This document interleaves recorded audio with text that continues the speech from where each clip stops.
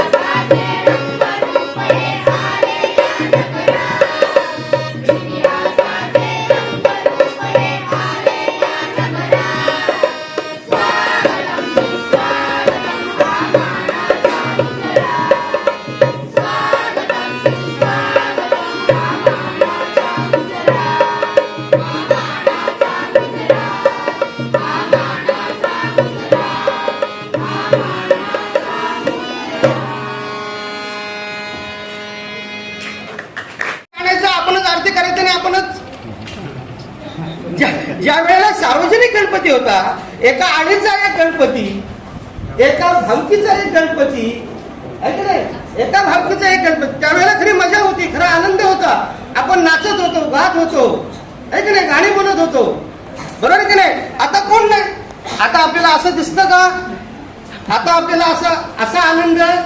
मग त्यावेळेला त्यांनी गणेश उत्सव कमीत कमी सकाळी आणि संध्याकाळी आरतीला तरी लोक एकत्र येतील आणि आरतीला लोक एकत्र, अशा प्रकारचा स्वभाव त्यांच्याकडे होता. त्यांना कोणतीही गोष्ट लगेच हवी आहे. अनेक प्रकारची आंदोलनं केली, त्यांना शेवटी अटक झाली आणि अटक झाल्यानंतर त्यांना मंडाला या ठिकाणी ठेवण्यात आलं. मंडळाच्या तुरुंगामध्ये त्यांनी कोणता ग्रंथ लिहिला सांगितलं मात्र सरांनी तुम्हाला, कोणता ग्रंथ,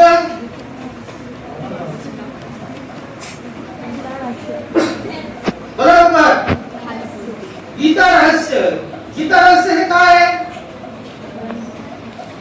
गीता रहस्य काय ग्रंथ आहे, हा कशावर आधारित आहे, कशावर आधारित आहे,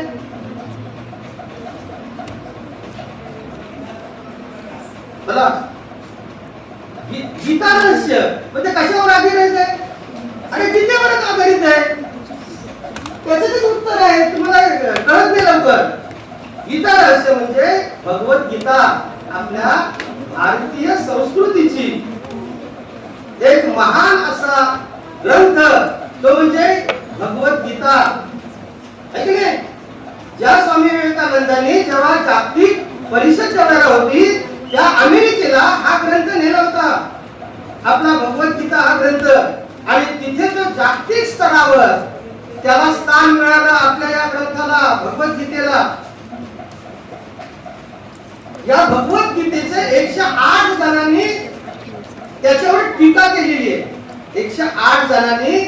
आणि संध्याकाळी आरतीला तरी लोक एकत्र येतील आणि आरतीला लोक एकत्र आल्यानंतर त्यांना आपल्या देशाच्या स्वातंत्र्याबद्दल आपण काय सांगायचं, आपण कसा लढा लढायचा, आपण काय केलं पाहिजे, ह्या सगळ्या मीटिंग त्या ठिकाणी व्हायच्या.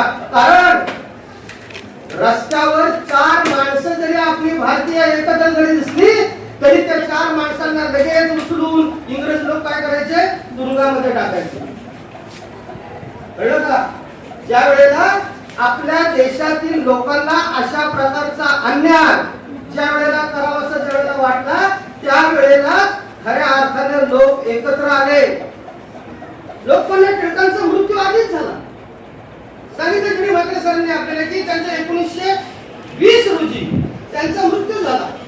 परंतु त्यांना अपेक्षा होती की एक ना एक दिवस आपल्या देशाला काय होईल, स्वातंत्र्य मिळेल. हम होंगे कामयाब एक दिन, एक दिवस तरी असा येईल की आमच्या देशाला काय होईल, स्वातंत्र्य मिळेल. आणि ही सगळी जबाबदारी त्यांनी आपल्या इतर नेत्यांवर सुद्धा टाकलेली होती. त्यांचं शिक्षण आपल्याला माहिती आहे, त्यांचं शिक्षण सांगितलं रत्नागिरीतील चिखली गाव.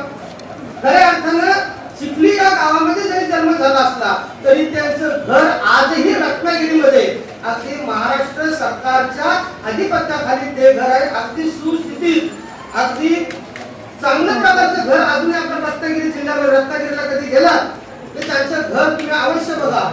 त्या बाजारपेठेमध्येच त्यांचं घर आहे.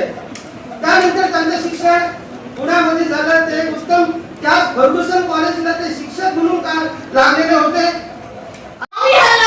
लोकमान्य टिळकांचे व्यक्तिमत्व हे अष्टपैलू होते, ते झाल विचाराचे होते. त्यांचं गणित या विषयावर सुद्धा विशेष प्रभुत्व देखील होते. भाषा सुमुख्या सुमधुरा, भाषा सुमुख्या सुमधुरा, दिव्य दिव्यान भारतीय असे म्हणत त्यांचं संस्कृती या विषयावर सुद्धा त्यांनी प्रभुत्व मिळवले. त्याचे ते प्रखर मांडत, त्यांच्या प्रखर भाषणाने जनजागृती घडवण्याची किमया फक्त त्यांच्याच कडे होती. शतीषु जायती शूरः सहस्रेषु च पंडितः भक्ता दशशस्त्रु दाता भवति वा नवा. 1857 क्रांती अयशस्वी झाल्यानंतर भारतीयांमध्ये एक प्रकारचं सावट बसलं होतं. ब्रिटिशांचे अन्यायकारक वागणूक अधिक क्रूर झाली होती. यासाठी लोकमान्य टिळकांनी अशा काळात भारतीयांना खडखडून जाणारा नारा दिला,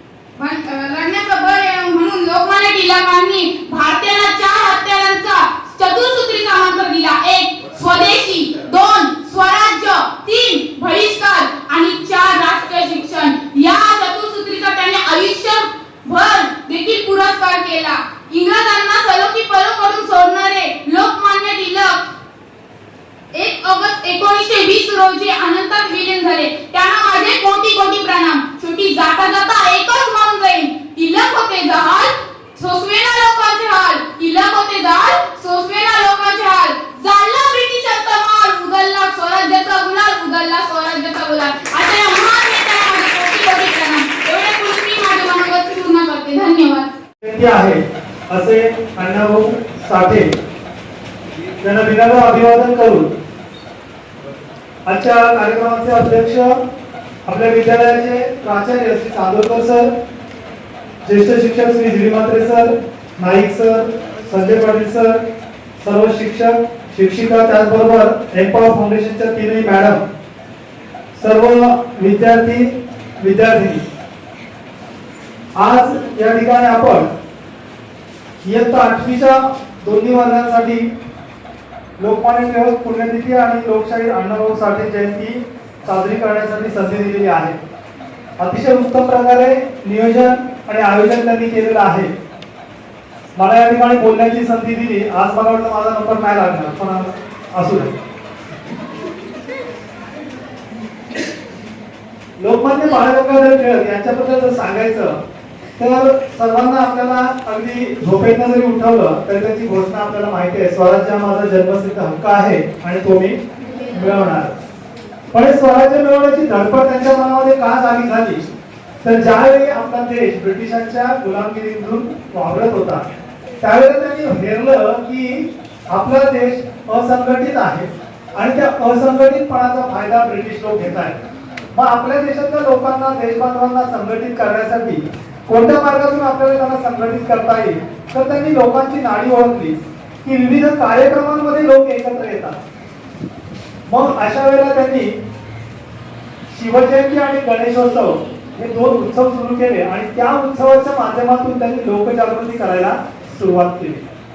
त्याचबरोबर त्यांनी पाहिलं की लोकांपर्यंत पोहोचणारं आहे वर्तमानपत्र आणि त्या वर्तमानपत्रातून जर आपण लेख लिहिले तर लोकांपर्यंत आपल्या देशाची आजची स्थिती आणि आपलं ध्येय काय आहे हे लोकांपर्यंत जाईल. आणि म्हणून त्यांनी केसरी आणि मराठी दोन वर्तमानपत्र सुरू केली. आजही पुण्यामध्ये केसरी हे वर्तमानपत्र सुरू आहे आणि त्याचे मुख्य पूर्वीचे संस्थापक संपादक लोकमान्य बाळ गंगाधर टिळक आहे. त्यावेळेचं संपादन करणं हे अतिशय कठीण होतं. एक वेळ अशी होती की त्यांचा मुलगा प्लेनच्या तापानं फणफणत होता आणि त्या दिवशी वर्तमानपत्र बाहेर पडणं आवश्यक होतं. आपल्या तापाने फणफणणाऱ्या मुलाला तसंच अंथरुणावर ठेवून त्यांनी स्वतः जाऊन त्या केसरी मधला अग्रलेख लिहिला आणि तो अग्रलेख दुसऱ्या दिवशी त्या मुखपृष्ठावर प्रकाशित झाला. म्हणजे आपल्या कर्तव्याप्रती त्यांची निष्ठा होती की त्यांनी जे कार्य हाती घेतलं होतं ते त्यांना पूर्णत्वास न्यायचं होतं. त्यांचे वडील होते ते गणित आणि संस्कृतचे गाड्या अगदी अभ्यास होते आणि त्यांचा परिणाम किंवा त्यांची अनुवंशिकता म्हणून लोकमान्य टिळकांकडे देखील संस्कृत आणि गणित हे अतिशय प्रिय विषय त्यांच्याकडे आले. श्री टिळकर सर तसेच माझे शिष्य वजा या शाळेतील शिक्षक श्री S.C. पाटील सर आणि येथे मोठ्या संख्येने बसलेले माझ्या विद्यार्थी आणि विद्यार्थिनी मित्र हो, आजचा दिवस असा पाहिला तर दोन नेत्यांचा, एकाची पुण्यतिथी तर एकाची जयंती, समतोल असा आहे. लोकमान्य टिळक यांची आज पुण्यतिथी आहे आणि लोकशाहीर अण्णाभाऊ साठे यांची जयंती आहे. तसं पाहिलं विद्यार्थी मित्र तर लोकमान्य टिळकांबद्दल सर्वांनाच माहिती आहे, कारण ते स्वातंत्र्य लढ्यापासून म्हणजे भारताचं स्वातंत्र्य मिळवल्यापासून त्याच्यामध्ये सहभाग घेतलेले नेते आहेत. परंतु जे अलीकडच्या काळामध्ये जवळजवळ आमच्या जन्माच्या 1 वर्ष अगोदर फक्त त्यांचं निधन झालेलं आहे. असे आपले सर्वांचे या महाराष्ट्रातील सांगली या गावचे लोकशाहीर अण्णाभाऊ साठे यांच्याबद्दल मी तुम्हाला थोडी माहिती देऊ शकतो. अण्णाभाऊ साठे यांचं पूर्ण नाव आहे तुकाराम भाऊराव साठे उर्फ अण्णाभाऊ साठे. अण्णाभाऊ साठे ही त्यांनी लोकांनी दिली, त्याला देणगी आहे. त्याचप्रमाणे त्यांना लोकशाही सुद्धा म्हणत होते. कारण अण्णाभाऊ साठे हे नुसते लेखक नाही तर समाज सुधारक आणि या त्यांच्या अगदी चांगल्या आवाजामध्ये त्यांनी अनेक पोवाडे गायलेले आहेत. त्यांचा जन्म 1 ऑगस्ट 1920 रोजी सांगली जिल्ह्यामध्ये वाटेगाव आहे, वाटेगाव सांगली जिल्ह्यामध्ये वाटेगाव या गावी झालेला आहे. त्यांचं शिक्षण जास्त झालेलं नाही, फक्त 4थी पास. अण्णाभाऊ साठे हे फक्त 4थी पास झाले. तुम्हाला काय एवढे शिकले तर गरिबीने दारिद्र्याने त्यांना अतिशय व्यापित केले होते. कमानीची गरिबी, एक टायमाचं जेवण मिळण्याची मुश्किल होती, म्हणून त्यांनी 4थी पास पर्यंत शिक्षण घेतलं आणि गरिबीमुळे ते मुंबईला गेले आणि तिथे मोलमजुरी करू लागले. मुंबईला गेल्यानंतर तिथे मोलमजुरी करत असताना त्यांनी तिथे थांबले नाही. त्यांनी आपल्या साहित्यातून गरिबी, दलित आणि गरिबांचे दुःख हे त्यांनी कादंबरीमध्ये मांडलं. त्यांची फकीरा ही कादंबरी अतिशय गाजलेली आहे. तसेच या फकीरा या कादंबरीला राज्य आपले हक्काचे मराठी चॅनल रायगड ओवी न्यूज चॅनल सदैव आपल्यासोबत. रायगड ओवी न्यूज चॅनल नेहमी पाहत रहा, लाईक करा, सबस्क्राईब करा आणि बेल आयकॉनवर क्लिक करायला विसरू नका.